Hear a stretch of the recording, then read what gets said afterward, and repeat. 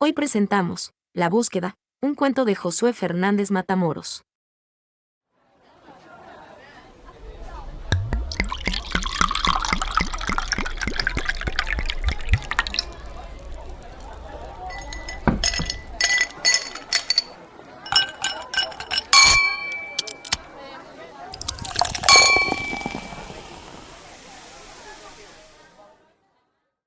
Se despertaba luego de un largo sueño que, aunque largo, fue poco reparador. El dolor de cabeza era apenas un poco menos intenso que el malestar que recorría su cuerpo, acentuado en caderas, piernas y pies.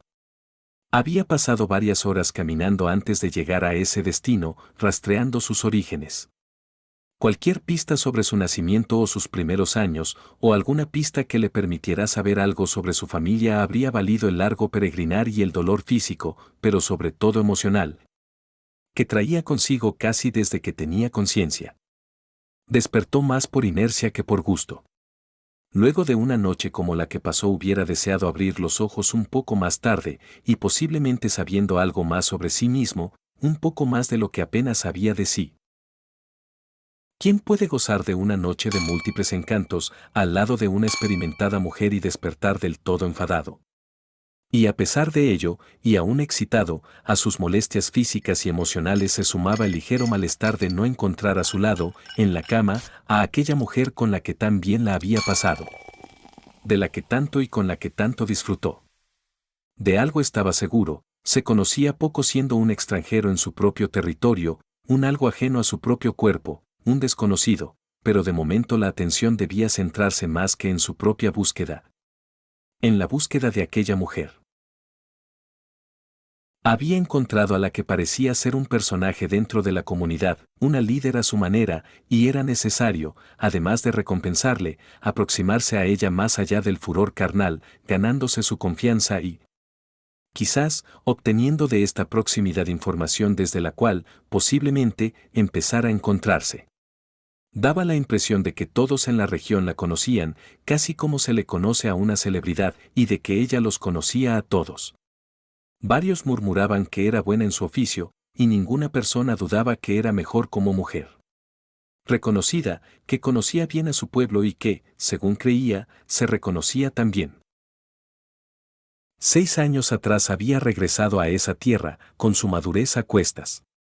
De joven se vio forzada a migrar, dejando tras de ella todo cuanto había construido en esta. Él, que lo único que sabía era que en aquella comunidad se había encontrado su familia y su primer hogar, también regresaba, con el ánimo desgastado, aunque con esa vitalidad que da el rastrear el origen personal y el reencontrarse con la tierra en que se nace, después de estar fuera de ella casi la totalidad de su vida. Presionándose las sienes, con la boca reseca, se aproximó al borde de la cama para sentarse, reposar un momento y desde ahí localizar, entre la obscuridad apenas alterada por 3 velas iluminando un sancharbel, agua, una jícara y asearse, pero el retorno de aquella mujer lo interrumpió.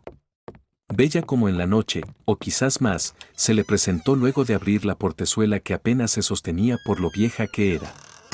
Y no llegaba sola.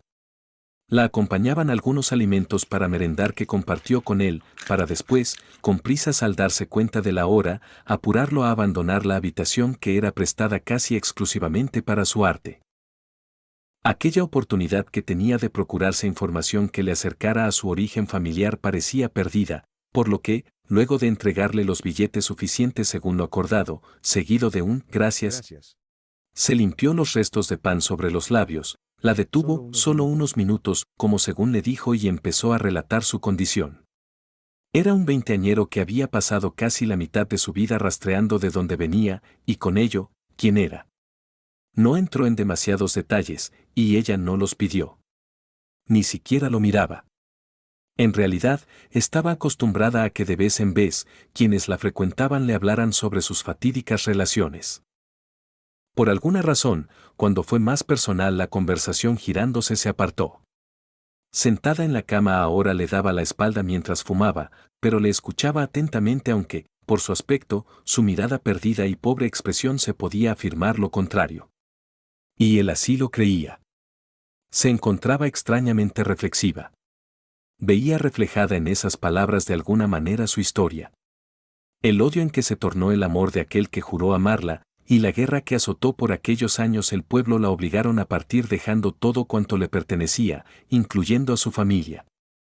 Una madre enferma y 5 hijos de los cuales, después se supo a voces solo un par sobrevivió. Frente a la habitación se encontraban, casi escondidos, los escalones cuyo crujir delataba la proximidad de alguien.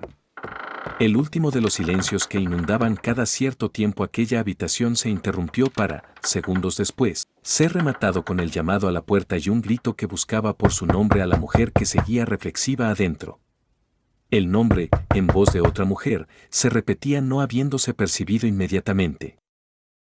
Al percatarse de la segunda presencia, el joven se incorporó y nuevamente como por inercia, se dirigió a abrir la puerta. No obstante, a la mitad de la acción interrumpió su camino.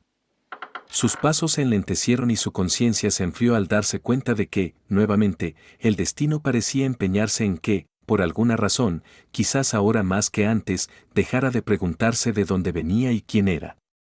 Espera, dijo la mujer sujetándole de la muñeca, que tomó con la otra mano sus pocas pertenencias mientras acomodaba los almohadones y las sábanas sobre la cama. Ya voy. Ya voy, contestó a quien llamaba a la puerta. Se perfumó y se posó enfrente de lo que años atrás había sido un ropero.